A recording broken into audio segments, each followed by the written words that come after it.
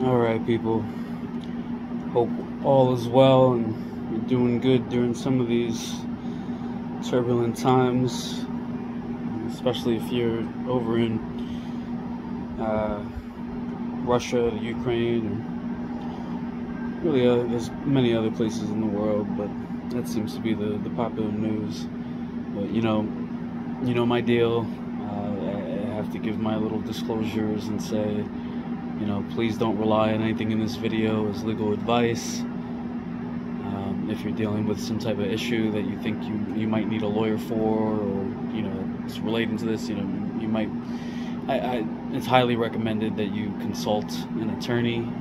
Find an attorney that's admitted in the jurisdiction that you're dealing with, has experience dealing with the issues you're facing.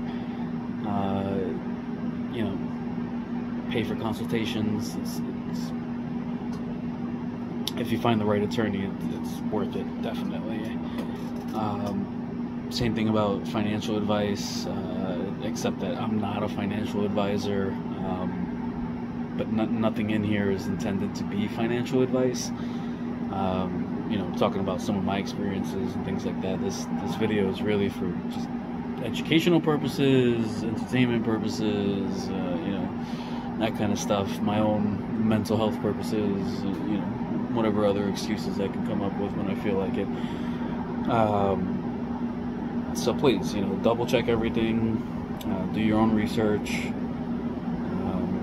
Don't rely on this for any type of professional advice.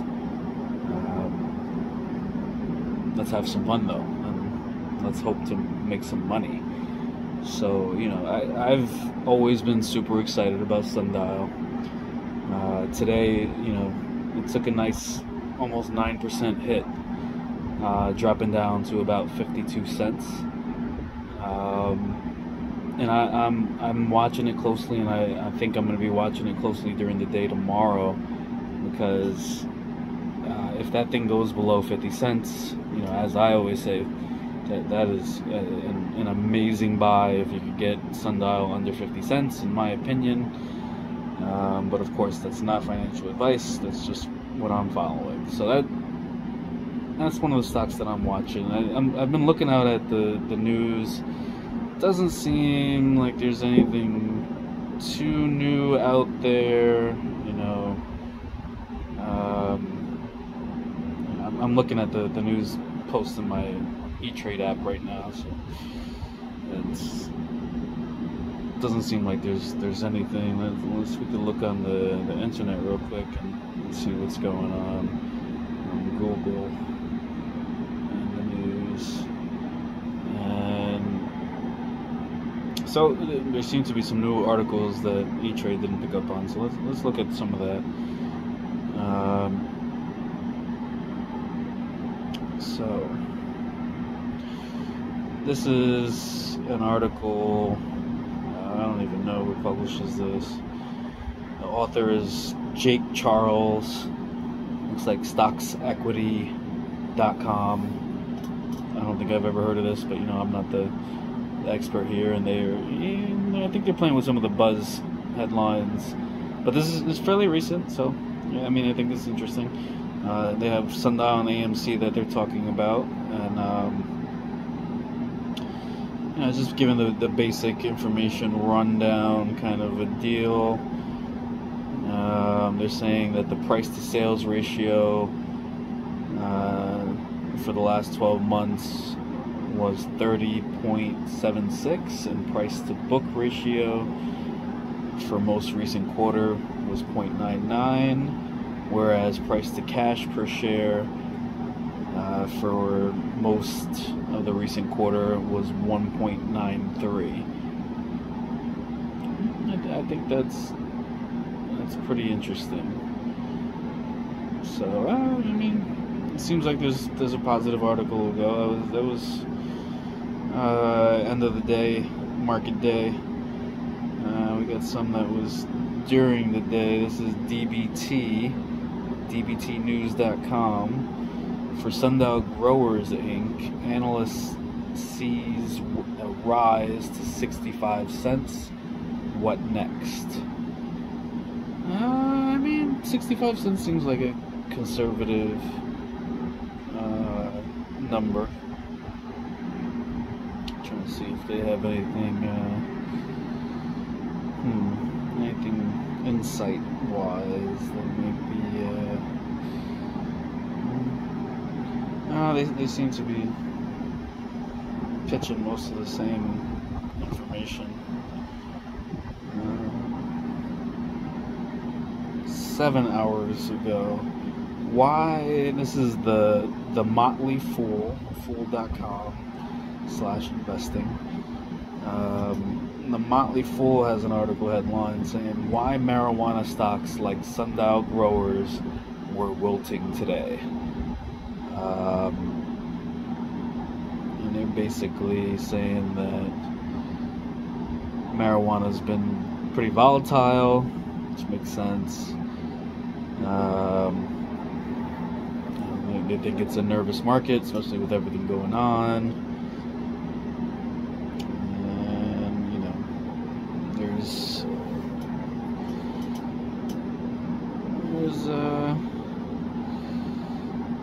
not much else. Seems pretty standard, but I think they're playing a little bit more on the FUD side, which, I believe seems to be a normal thing. 8 hours ago, Sundial growers inadvertently gave investors a lesson on cryptos. That's an interesting article. This is investorplace.com. The debate around the potential delisting of Sundial stock is surprisingly ironic.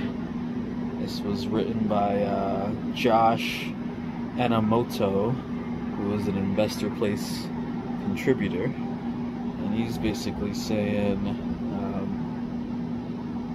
that Sundial had a real chance of getting delisted. I don't know if I would believe that so much, even though I get it with dilution and stuff like that, maybe.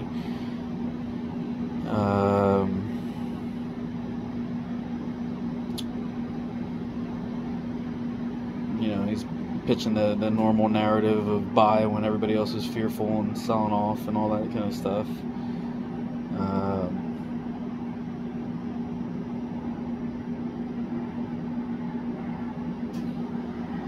He's saying he doesn't really know what's going to happen as far as delisting after this extension.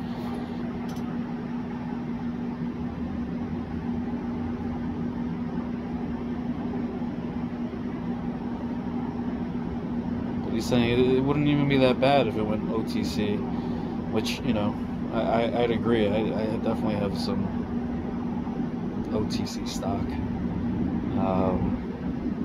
So I don't think I would sell off. I think I would be stuck holding for a while if that happened, but that's what I was expecting to do anyway.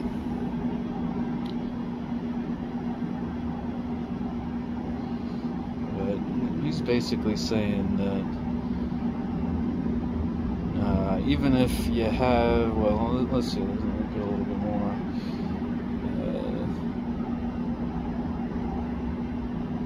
Saying, even if you have no interest in Sundial, don't ignore the free lesson it's giving. Decentralization has some negatives. Never buy anything just because of its distribution of control. I mean, I guess, I don't know if I tied together that lesson. I've just kind of been skimming through this, but yeah, I mean, it seems like a pretty positive article. I like the tie to crypto. I've been saying in some of my past videos that I think Sundial should get into crypto somehow. I'm not proposing how exactly, but I can see them, whether it's just holding or, announcing about, using crypto as a means to pay. I don't even know if that's legal. I'm not telling anybody to do that. So please, do your own research, figure that out. But yeah, so it's weird that, E-Trade didn't have. Well, I mean, I guess some of these sources may not, but even though I don't know, I see some of the sources on E-Trade, I'm questioning them too. So I'm really wondering how their algorithm is picking up these articles, because definitely getting some more recent stuff. I mean, I guess it's a little late at night. It's almost midnight over here, so let's see.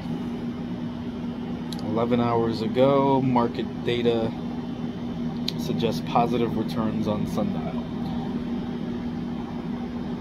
And that's, what is this? Invest Chronicle, Invest in Knowledge by Sarah Baker.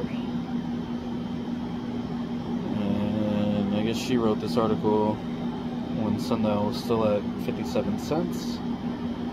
Just giving out the basic information.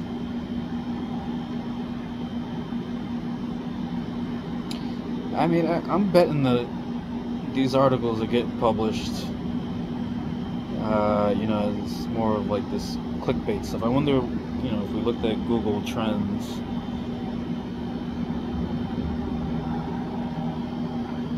what's going on with Sundial right now.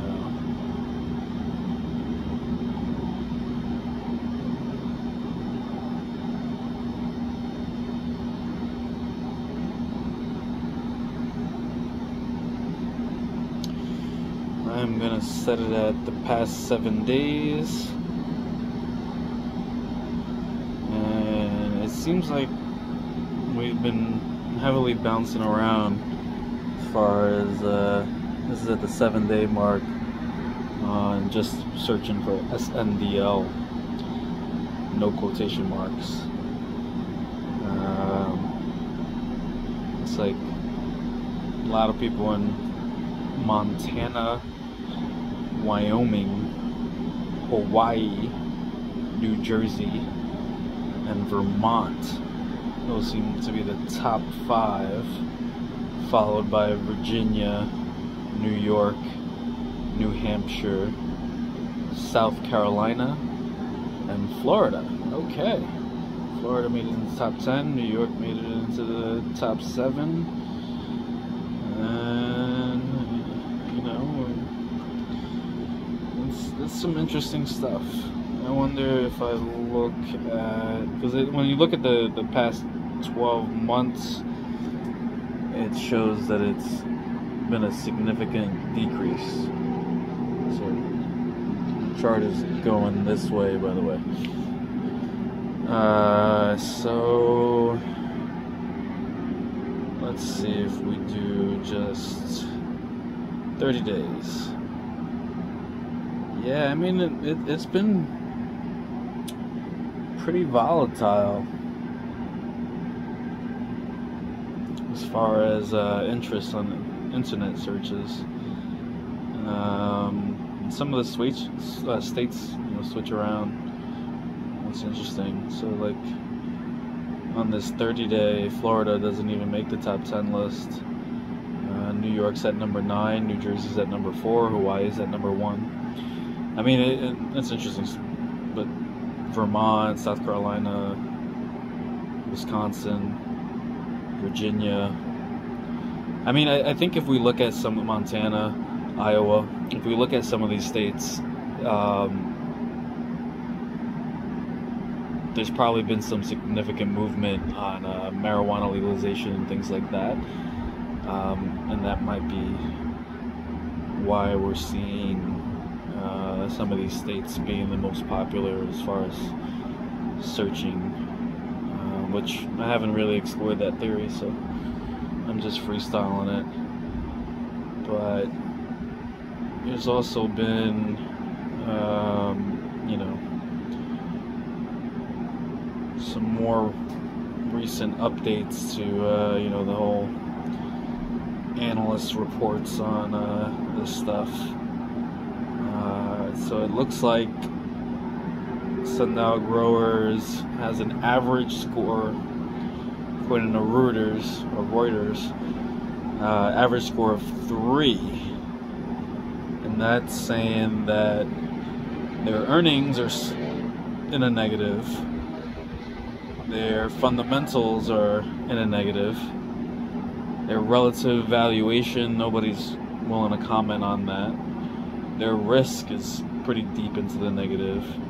However, their price momentum is at an 8, so it's pretty up high there. And their insider trading is not rated.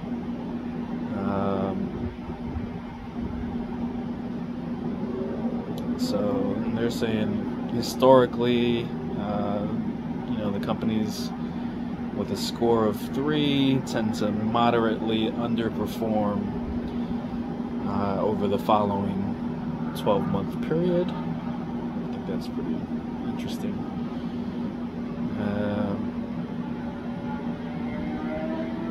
Let's see what we're looking at.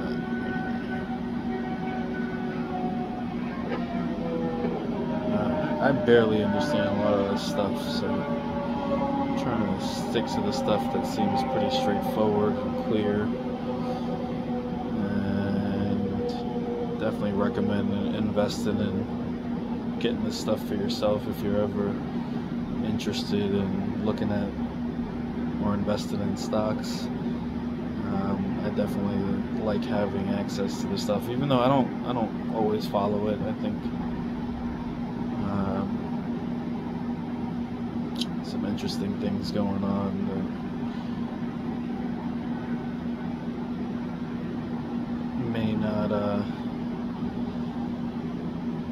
may not allow me to trust here. So yeah, basically they're giving you a breakdown of where they're coming from with this analysis of earnings and valuation, performance, blah blah blah, risk. So as far as the risk, I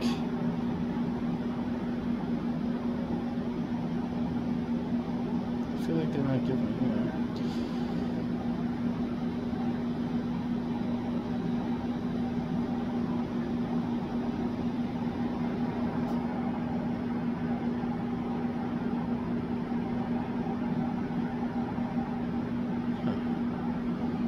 see the institutional investors. So the top 5 institutional investors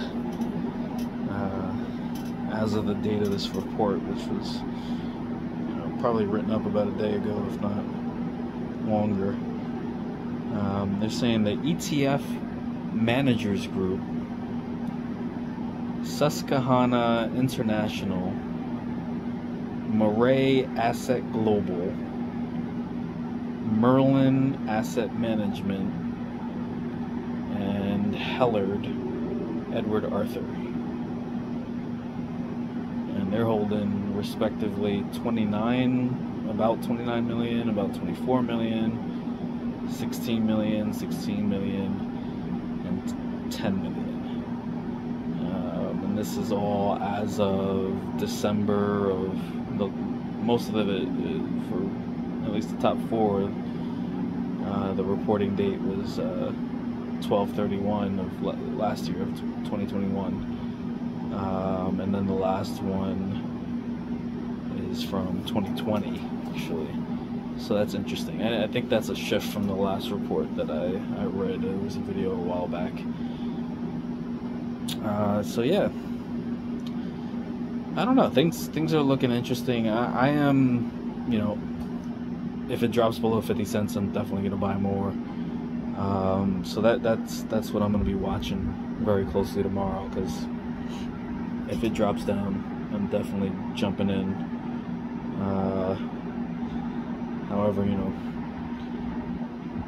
between crypto and the market dip, I am running out of cash because I'm DCAing hard. So we will see how it comes.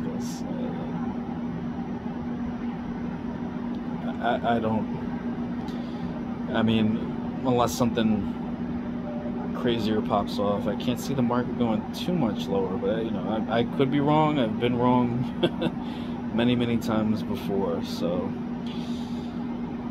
that's my sundial analysis. I would say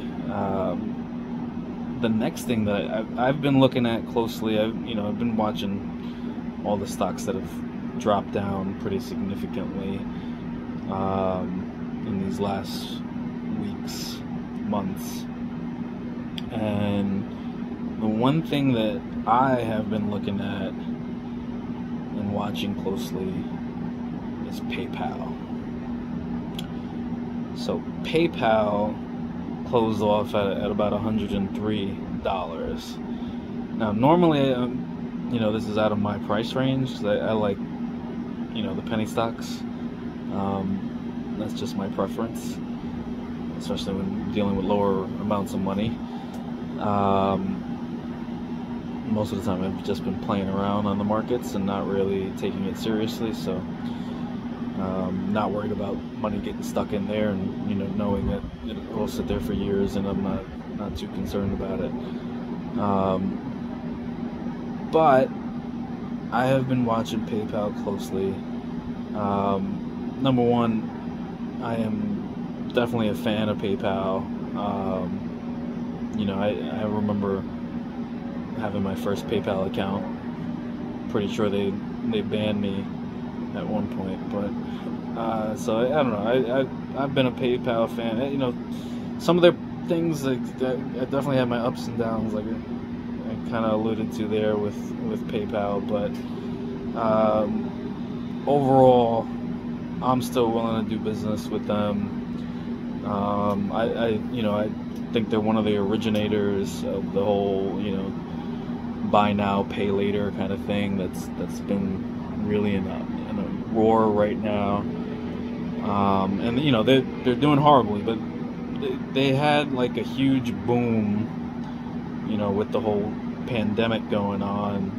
So starting in that whole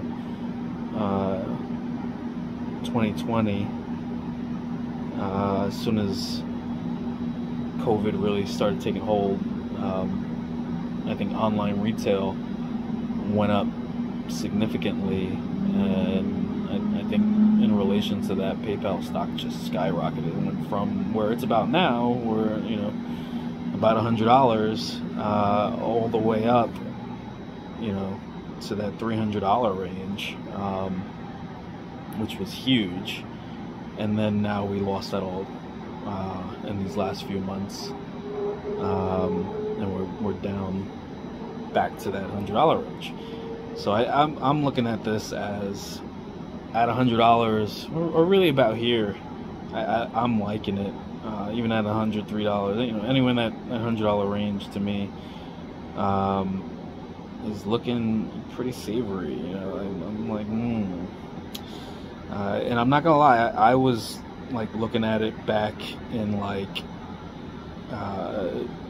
late December and early January, and thinking, this is probably the time to buy. Like, I need to buy this dip. I don't think it's gonna dip too much lower, but hey, it went all the way down to 100.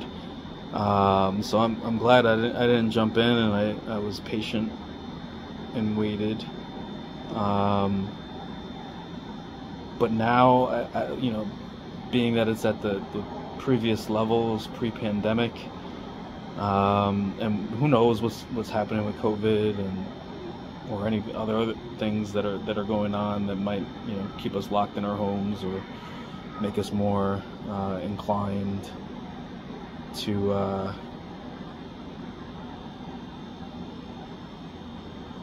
use their online tools.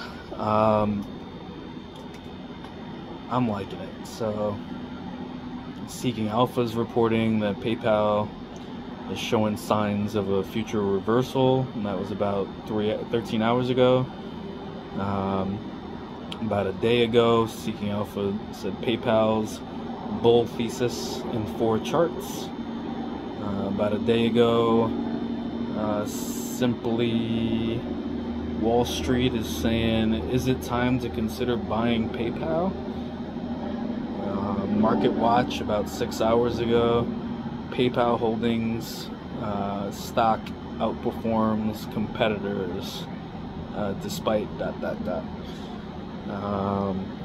So yeah, these look like some pretty positive headlines out there. Again, Seeking Alpha's out there saying panic time is buying time, and that was about 2 days ago.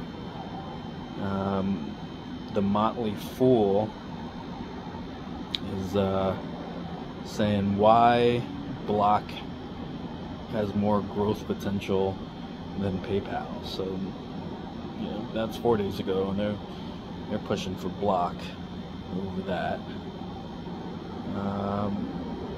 So interesting stuff. Like I said, NBC was reporting about 3 weeks ago that Venmo, PayPal, and Zelle must report 600 plus in transactions.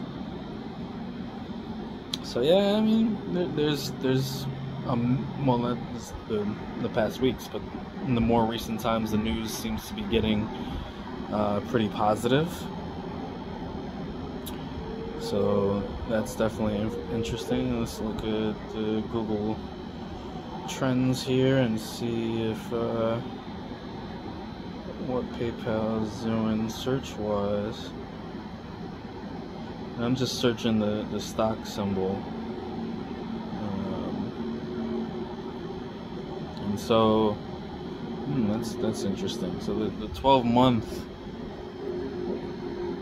again, it's going this way.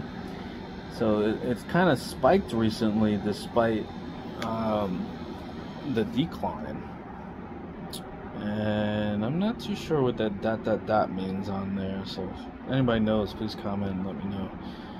I guess it's a good time to say subscribe, like the video, dislike the video, follow me on Instagram at NotMyLawyer, all that good stuff. I definitely appreciate it, and I appreciate you. So thank you for watching, especially if you got this far. But yeah, so top searches: Nebraska, California, Rhode Island, Arizona, Delaware, New Jersey, Massachusetts, Connecticut, New York, and Maryland, which is pretty interesting. You know, with a huge portion over the year in Nebraska. That's pretty interesting. I wonder why Nebraska is searching PayPal that much. Let's see. Let's go to the 7 days. And so the last 7 days have been a little volatile. There was a big dip, and then it kind of spiked up again. So that's definitely interesting.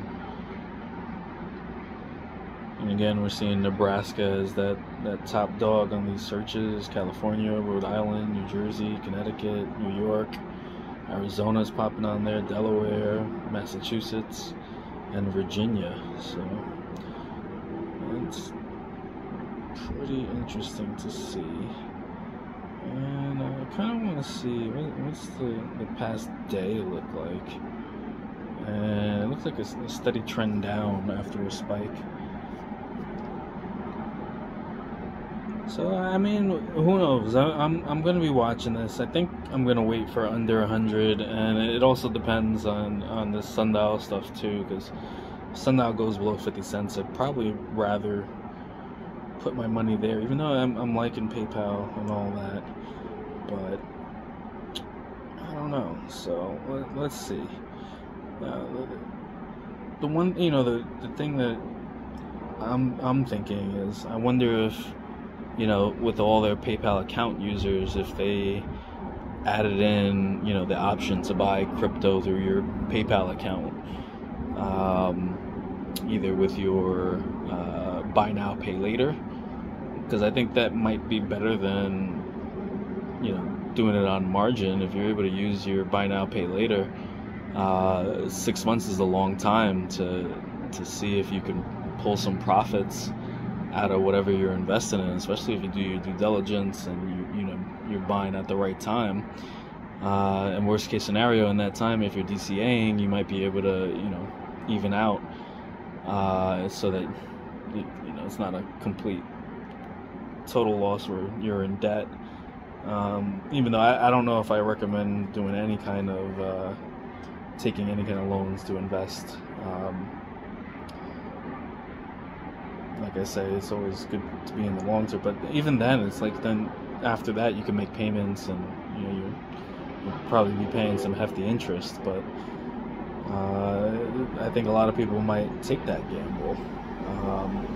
So I think PayPal's in like a lot of places. I think one of the big, I remember reading the headlines when it first started piquing my attention, was that PayPal kind of broke off its relationship with eBay. And eBay was, how I got introduced to PayPal. So I think that was a huge relationship for them. And I think I've heard that the CEO or whoever from PayPal has been saying, that this breakup has really, with eBay, has really been causing some significant problems and leading to this overselling of the stock, which has dropped down the price to levels from 2020. So 2 years ago. So it's kind of like you're getting that back in time portal to buy that 2020 range. So that all depends on whether PayPal is be sustainable, which I mean I like it. I think like I said, I've been watching it. I think below $100 sounds really, really good to me, and I don't know if I'd be able to resist that temptation. But we will see what this next couple of days brings while the market's open, and what's going on with Russia, etc. Which maybe we should do a midnight check of the headlines here on what's going on in Russia news. And let's see, 1 hour ago, the BBC is reporting Ukraine conflict. Biden sanctions Russia over beginning of invasion. No, this doesn't seem like it's all that recent. I think that was announced earlier in the day.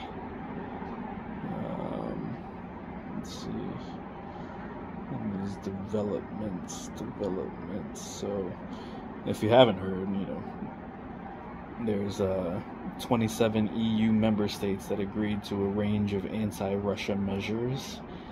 The UK Prime Minister Boris Johnson announced that 5 banks have had their assets frozen in Britain.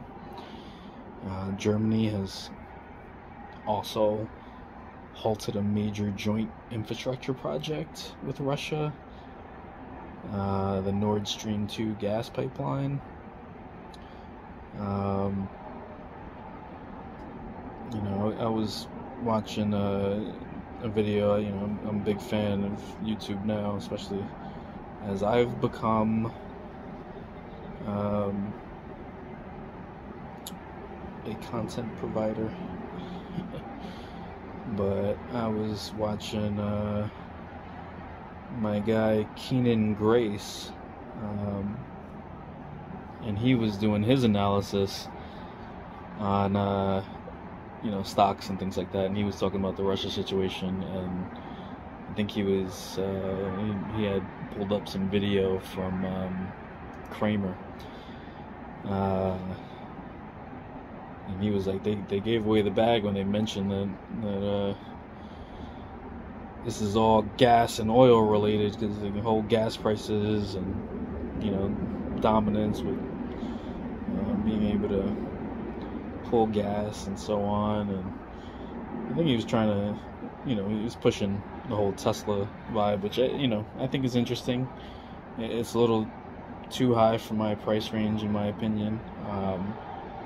Because I don't really play with the options. I used to, but not anymore. So I'm not interested in those stocks as much. Let's see. Politico came out with something an hour ago. Ukraine crisis prompts Germany to rethink Russian gas addiction. Politicians and business leaders call for alternatives to Putin's pipelines. So this is by Hans van der Bouchard, which I think, this is following that narrative that, people were thinking this is all about the gas, right? So never mind Nord Stream 2, what about Nord Stream 1? Interesting. Saying, we're not going to go forward with 2, but you're already getting from 1 and paying them for it, so what's going on? While Berlin shelved... Who wrote this? Oh, yeah, I read it. Hans. I'm liking you, Hans. While Berlin shelved one pipeline linking Russia to Germany on Tuesday, the Ukraine crisis is prompting a broader rethink in Europe's largest economy about its deep dependency on Russian gas. Yeah.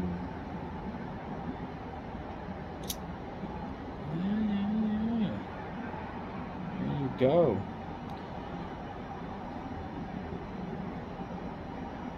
So Russian leaders are thinking, German leaders are thinking, supposedly, that it's time to get some decent alternatives and not be so reliant on some of these Russia gas pipelines.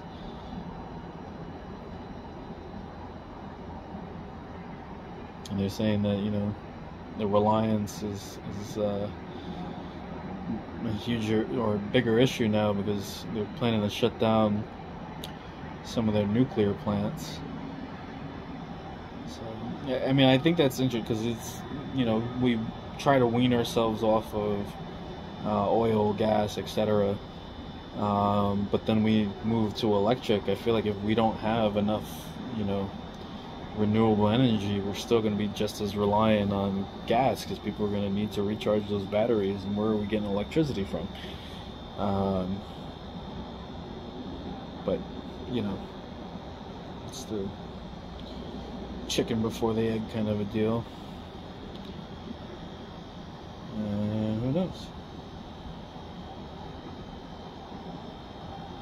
But they're saying that, the moment Russia realizes that Germany can get supplies in a different way, things would be taken to a whole new level in terms of both pricing and security of the supplies from Russia. And it's interesting. So that was a political article. It's pretty recent. About an hour ago.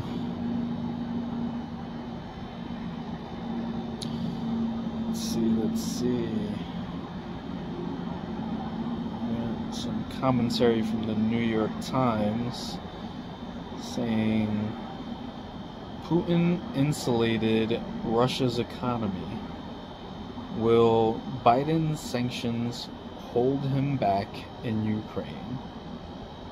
Putin has learned from earlier U.S.-led sanctions, and his allies could benefit from a more isolated Russia. That's an interesting take on this. So they're saying that when the Obama administration imposed sanctions on Russia for invading Ukraine in 2014, American officials were hopeful they would deter Putin from further aggression. Some opine that the sanctions prevented, the whole invasion.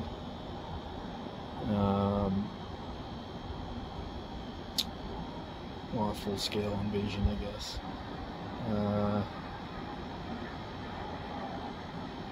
And that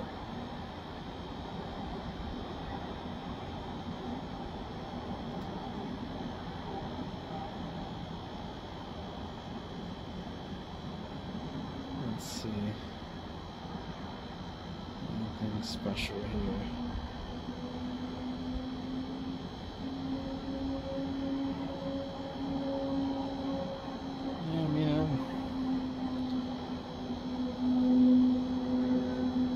saying basically they've adopted the siege mentality.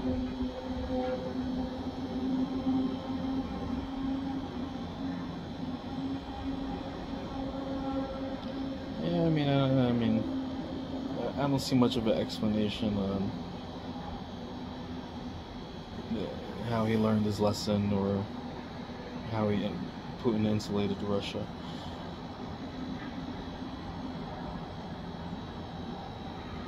But maybe it's, more towards the end of the article, and again, I'm just skimming, so.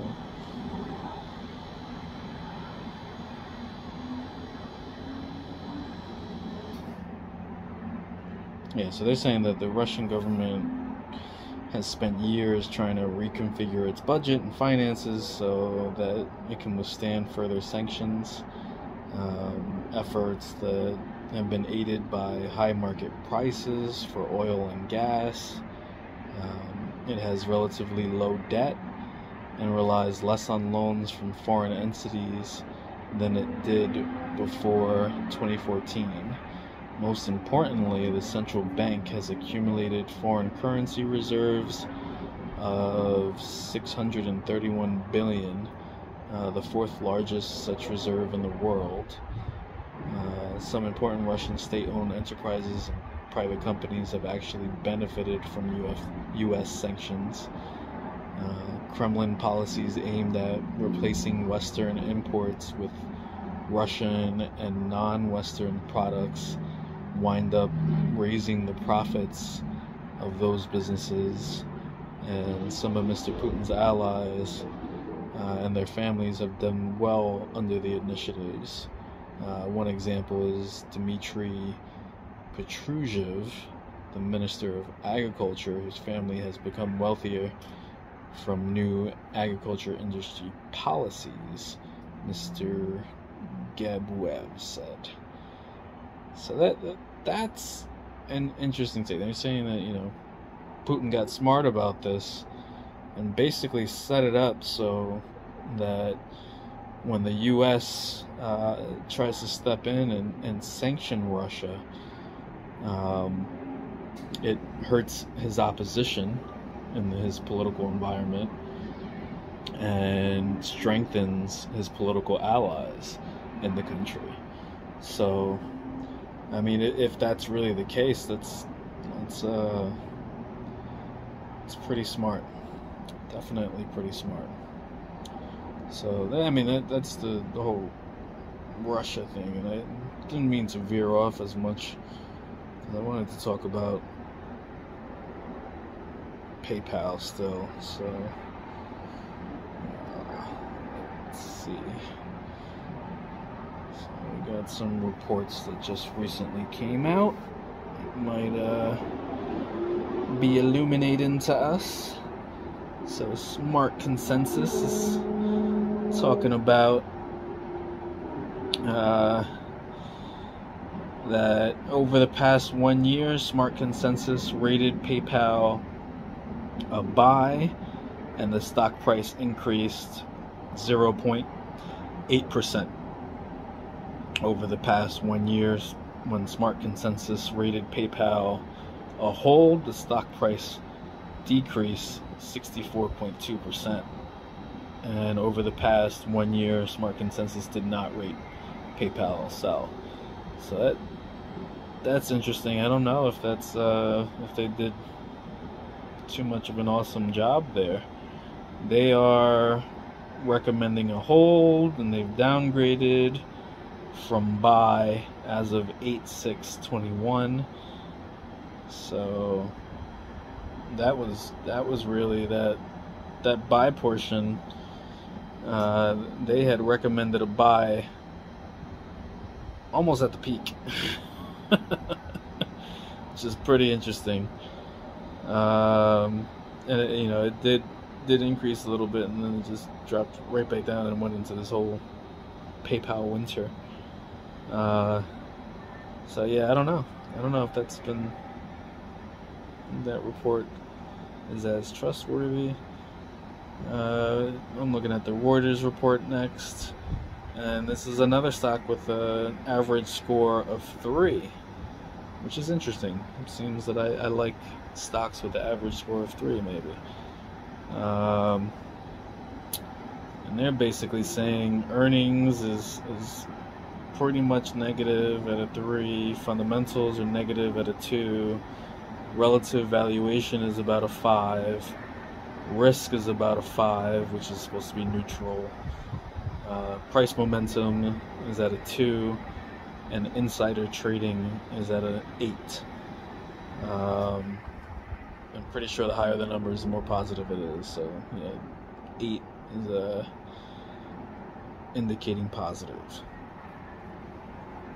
So that's definitely interesting. So I want to see now, what do I like to look at?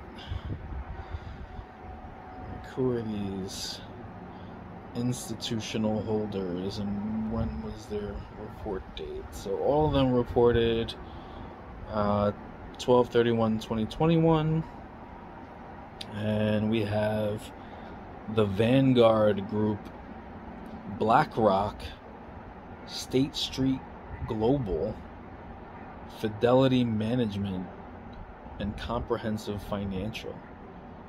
And I think that's very interesting. They're talking about shares held, respectively, 94 million, about 49 million, another 46 million, 30 million, and 30 million. And those are the top investors there. I think I find that pretty interesting. And let's see. Yeah. Let's look at some of the highlights here.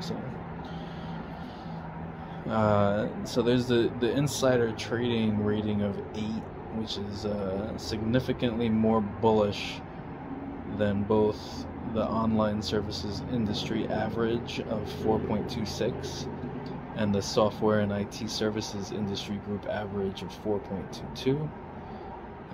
PayPal, the most recent quarterly buy total was about 2.5 million, represents the highest level of Q1 buying at the company over the past 5 years. The average buy total for this quarter is about 500,000. So those are some pretty positive highlights. Yeah, I mean, I'm liking it. I think it's been oversold. I think, maybe it's not coming up anytime soon, but I don't see it going much farther down. I mean, it's all possible. It's all possible. We never know what's going to happen. The volume has definitely gone down. They're saying it's a negative outlook.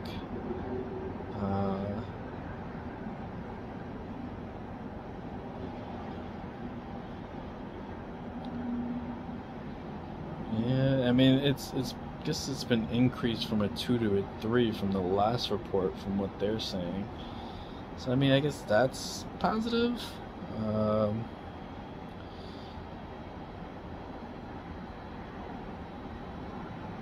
50 analysts are recommending buy.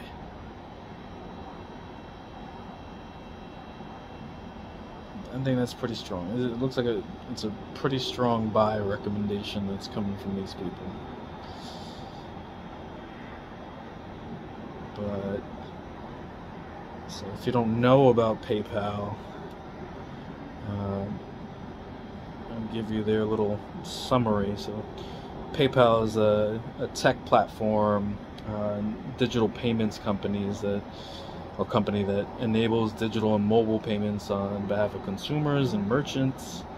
The company's combined payment solutions including PayPal, PayPal Credit, Braintree, Venmo, Zoom, iZettle, and Hyperwallet products and services comprise its payments platform.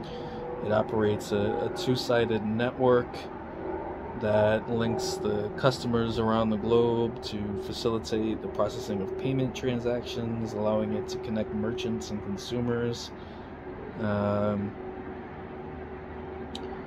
company allows its customers to use their account for both purchase and paying for goods, as well as to transfer and withdraw funds. It enables consumers to exchange funds with merchants using funding sources, which include bank account, PayPal account balance, PayPal credit account, credit and debit cards, and other stored value products. The company also offers consumers person-to-person payment solutions through its PayPal website and mobile application, Venmo, and Zoom. It's interesting. They didn't mention anything about their crypto involvement, and I'm wondering if that's just that it's more of a new development. I know I have Venmo, and I believe you can purchase crypto. Yep, look, here we go. So maybe I will purchase a little crypto right now with whatever balance is in here. I mean, I usually use this like if I get payments from people or whatever for things. Like I don't connect any of this stuff to my bank accounts usually. Some of that money just sits there until I pay somebody else with it or I do whatever with it. So this is my same deal with Cash App. So that said, instead of having to just sit there doing nothing, it's cool that Cash App and Venmo now allow you to buy into some crypto. So if it's at a good price, which I mean, right now they're quoting Bitcoin at 37,957 and 88 cents, Ethereum at 2,658 and 47 cents, and they also have Litecoin on there at 107. I don't, and they have Bitcoin Cash at 295, about 58 cents. And then they got these little information things, or kind of like gives you some cash versus crypto, which I mean, I guess it makes sense. I mean, there's this whole movement of, do I want to collect my salary in crypto? But if you're a merchant and you're getting payments, or your friends are paying you, or whatever it is, like I said, I mean, does it make sense to throw it into crypto? I mean, I guess definitely pay attention to the market and see what's going on.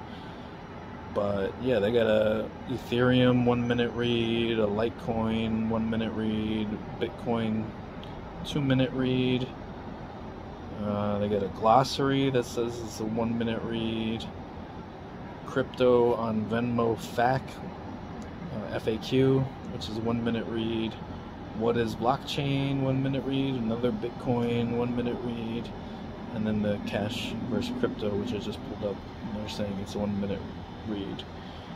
So let's see what the process is if I want to buy. Well, before I even do that, because it's one of the things that I always like to look at is, how do they break down their charts? So they got the 24-hour, the 1 week, 1 month, 6 month, 1 year, and then all time. And it also allows you to do price alerts, so you could set it. They give you two options here. If it goes up or down by 5 or 10%. So you can pick 5 or 10%, and it'll tell you when it's dipped down to that level, or dipped by that much of a percentage point, which I think is pretty cool. I like to have some of the alerts. I think some of the apps don't give you that option. Let's see what else is going on here. They're saying that the values shown are based on current exchange rates. Prices will differ when you buy or sell due to market changes. That's interesting. So let's see if I pull up another app, or let's just Google, as a matter of fact. What is BTC at? Google. They're saying 37,934 and 20 cents in comparison to 37,934 and 55 cents. So the price is a little bit higher than. Actually, no. I'm sorry. I just updated it, and now it's saying 37,931.07. Let me look back at Google. Let's see if I can get an upgrade on that. And Google is still saying 37,934.20. Yeah, and I've updated it three times now. Let's see if I go back to the price. Oh, Bitcoin just dropped to 37,925 on this Venmo app, and it looks like Google is still reporting 934.20. Huh. Interesting. Let's look at another app. I'm pulling up Voyager right now, and Voyager is quoting even lower, 37,897. That's fluxing to 900. So I think that's interesting to see the difference. Well, Bitcoin just dropped down on the Venmo app too. So I'm gonna hold off on DCA, and it looks like there's some downward action going on. Maybe I will purchase, but let's just look and see. If I hit the buy button, it says let's confirm some info before you buy. You'll only need to do this once. Continue. Okay, so they have cryptocurrencies terms and conditions here, with the highlights being you'll be able to buy and sell. Remember, crypto is volatile. Since crypto purchases and sales aren't reversible, do your research and make decisions carefully. And then they give you links to e-communication delivery policy, Venmo cryptocurrency terms and conditions, and their privacy policy. They're saying cryptocurrencies cannot be used to send money or pay for goods and services on Venmo. Cryptocurrencies are not stocks, and the cryptocurrency market is not regulated like the stock market. Cryptocurrency assets are also not protected against losses that result from a decline in cryptocurrency value. Additionally, Venmo's cryptocurrency services are not regulated in the state of California. Interesting. Let's look at their cryptocurrency terms and conditions. They got some risk disclosures, some state disclosures. They got a contact number for customer service support that's with an address to write to that's at Omaha, Nebraska. And you have to be an individual and a resident of the United States or one of its territories, at least 18 years old, or the age of majority in your state or territory of residence.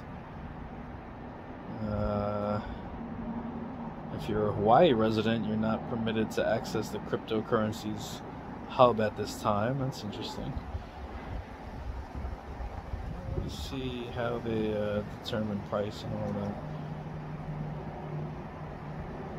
Of course, they can revise their terms whenever they want. Tax consequences link.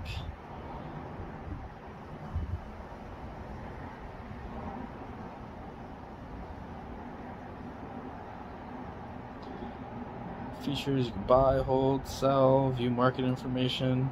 You're currently not able to send crypto assets to friends or family. That's interesting. I think I'm pretty sure that you can do it now with Cash App. Not 100% sure, but I thought I saw that they were advertising that now you could send it as a gift to people. I don't think you could transact. It has to be a gift. But I'm not 100% sure on the rules on that. I'm just talking from a vague memory of looking at it.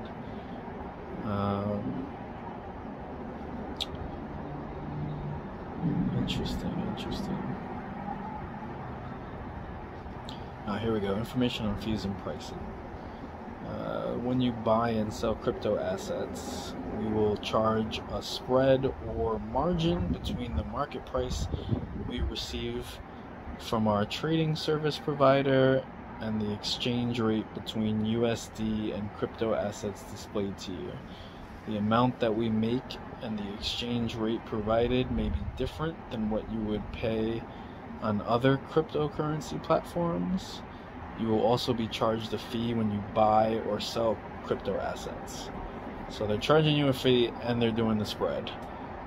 More information on pricing and fees can be found on Venmo fees page. At the time you buy or sell assets, we disclose to you applicable exchange rates and the amount of fees that you'll be charged. I mean, I think Venmo is pretty popular, so they could get away with charging those extra fees. But that was one of the issues that I definitely had with PayPal. Now they're asking me for my date of birth, social security number, and street address. At this moment, I don't know if I'm willing to give up that information, especially not if I'm not going to buy it right now. So it looks like Bitcoin's bouncing back up as far as this app is concerned. Yeah, I've always been interested about how the different apps get their little pricing and how they make money off those margins. I wonder if like the ones that don't charge the fee in addition are like making more money on the margins or less, or they're just doing the same. I always wondered. But I mean, I think it's weird that any kind of stock analysis doesn't include PayPal's involvement in crypto, because I think that's big. I think PayPal is in a great position to do things in the crypto world, whether it comes up with its own crypto, which I think is highly possible, or like I said, if it started offering that as part of its PayPal accounts too, because I think you probably have an older generation that PayPal accounts that are still skeptical. I've always considered myself like more of an early adopter, but that's probably not exactly true. That's probably a little bit sensational or idealistic, I guess. I don't know, a little vain maybe. But I always felt like I would kind of catch on to trends right at that beginning, and then I would see like a lot of my friends or people around me moving into it like months or a year later type of thing.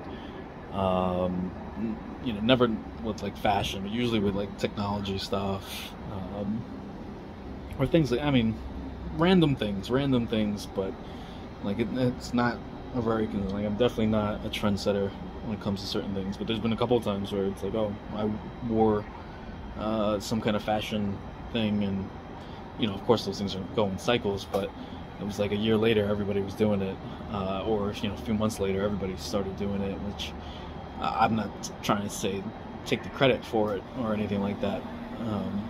Look at me, I don't have that big of a following base, but I don't know, I feel like I just, like I said, I'm an emotional trader. I feel like I have a good gauge of a good social IQ, that I think I developed because I had a lot of social issues growing up. So I kind of had to work a little harder at that. But I mean, that said, I just jumped into this crypto thing, well, like less than a year ago, and I went from just putting $100 in or so, and now I'm significantly more, and like including my like child's money for college and things like that I plan on holding until he turns 18, or if he goes to college sooner. And he's young. He's not even 2 yet. So this is it went from something that I'm playing around with to something I'm seriously considering as a long-term asset to secure my child's future education, which it's not the only thing I'm doing, of course, but I think it's interesting. I talked to some people that were a little bit older than me, but still in that age range where they probably have PayPal accounts and all that. And I was talking to them about crypto, and they're still skeptical. And now this wasn't like, it's not like I took a large sample of 50 people over 50 or over 40 or in that range of 35 to 60 or whatever. But I'm looking, it's like we don't have the boomers and the Gen Z or Gen X or whatever it is. Maybe I think it's Gen X and the boomers, and the people that were born before the 90s. I don't think they're all on board yet. I mean, there's a few of them that definitely are full force in this. But I think that the larger part of that population, who I think that's the time that you're starting to get established and you actually have money that you could throw in as a retail investor, or with your retirement accounts and whatnot, as they are opening those options up, that you might be thinking about jumping into crypto. It's starting to get credibility, and I think if it gets some regulations and things like that, I think that's when we're talking about the mass adoption, like the internet and the big boom, that I think will eventually lead to another crash. But this is going to stay volatile. I don't think it's I mean, unless something big happens, like a major country adopts it as a currency, or as something like gold to back its own currency, which I think would be interesting. I know I saw in the news that I think another cryptocurrency like bought like $1 billion in Bitcoin to back their own cryptocurrency, which I thought was very interesting. So I mean, and I think the institutional